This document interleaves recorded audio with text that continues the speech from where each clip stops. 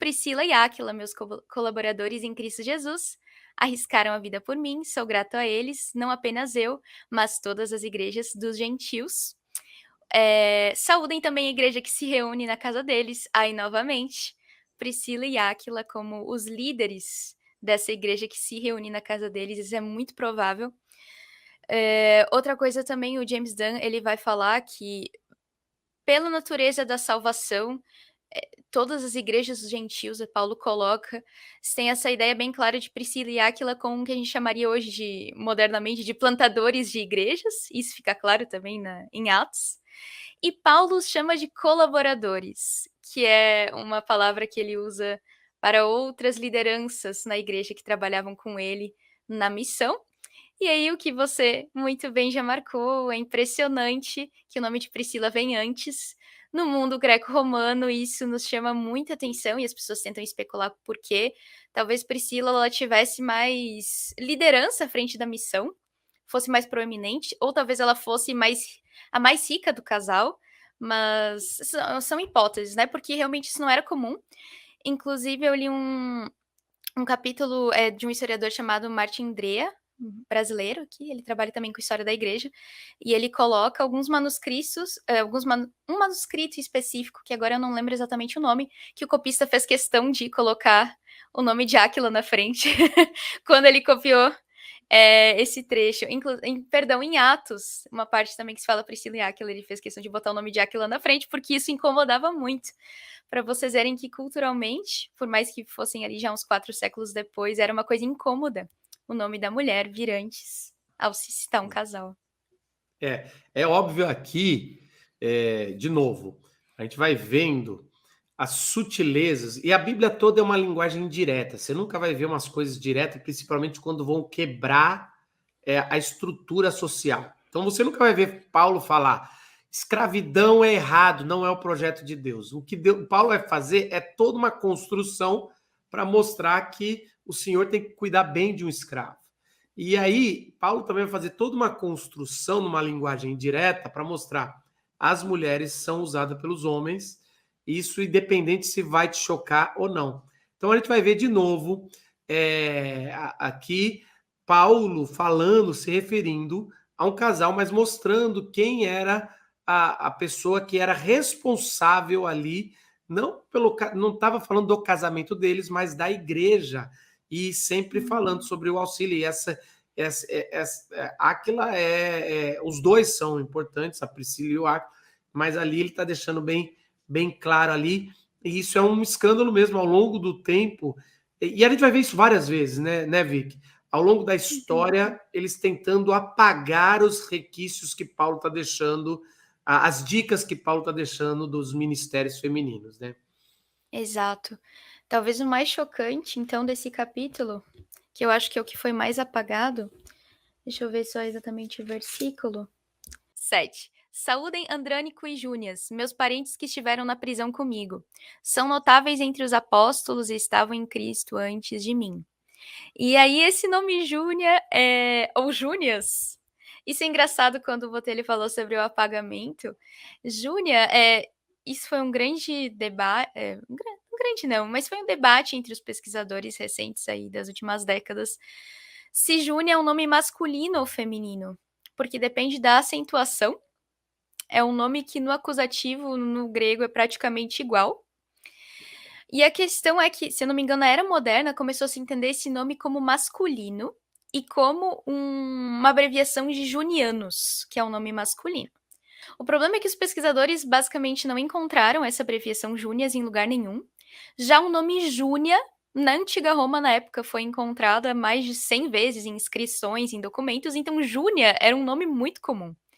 E se a gente pegar a patrística, os autores explicitamente consideravam Júnia uma mulher. Então aqui a gente tem claramente o nome de um homem e de uma mulher, muito provavelmente um casal, talvez uma irmã, mas muito provavelmente um casal. E é interessante que foi mais a partir da Era Moderna que começou a se entender Júnia como um homem, Júnias. E por quê? Porque o versículo dá muito a entender que os dois eram apóstolos. Se a gente voltar ali, o versículo vai falar o seguinte: Saúdem Andrônico e Júnias, meus parentes que estiveram na prisão comigo são notáveis entre os apóstolos. E já na Era Moderna, algumas pessoas começaram a entender, não, aqui esse versículo fala de apóstolos, então Júnia só pode ser um homem. Porém, a gente sabe que esse nome masculino não existe. Era um nome feminino, e a patrística deixa isso bem claro. Inclusive, João Crisóstomo entende claramente que Júnia é uma mulher apóstola. Ele fala como devia ter sido grande a sabedoria dela, se não me engano, de ter recebido o título de apóstola. E mais do que apóstola, ser notáveis entre os apóstolos. Aqui é óbvio, gente, que a gente não está falando dos 12, e sim outros apóstolos, como, por exemplo, Paulo, Barnabé, que a gente sabe que existiram para além dos 12. E é uma coisa muito chocante e que, enfim, se tentou apagar. E existe também um consenso acadêmico. O Craig Kinner vai falar que provavelmente era um casal apostólico, por assim dizer. A gente sabe do critério de ter visto Cristo ressurreto, e ali Paulo deixa bem claro que eles estavam em Cristo já muito antes de Paulo. É uma coisa chocante.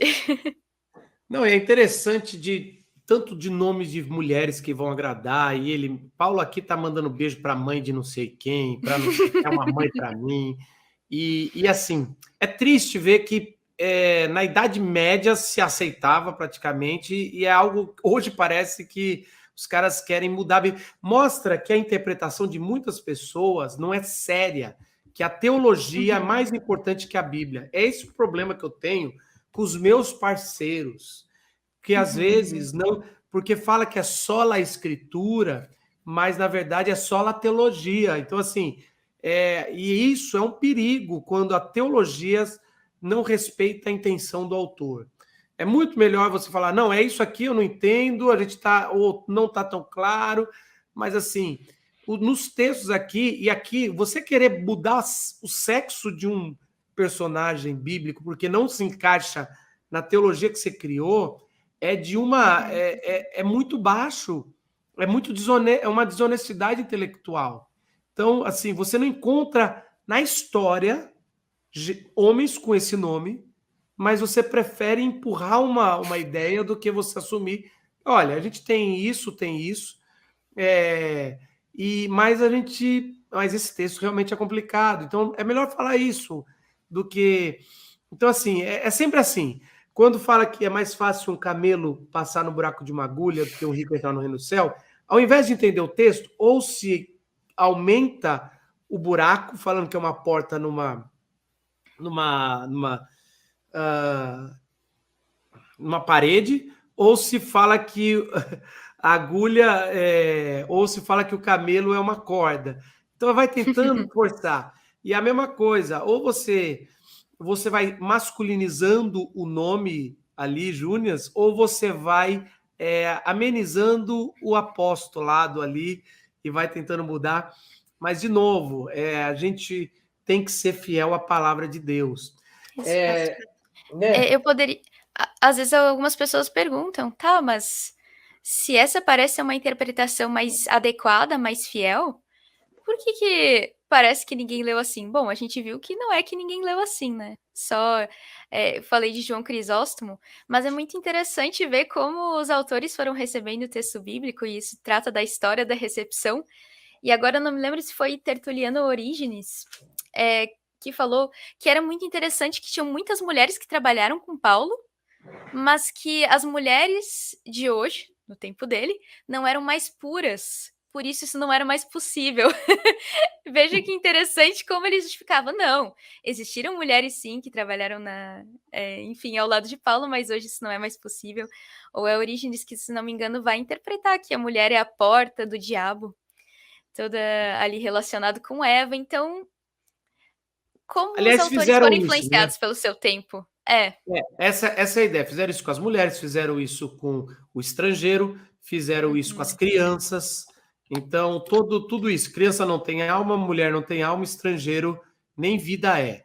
Então, você vai destruindo a figura, até despersonalizando ou tirando a imagem e semelhança, até o fato de você poder fazer o que você quiser como uma posse.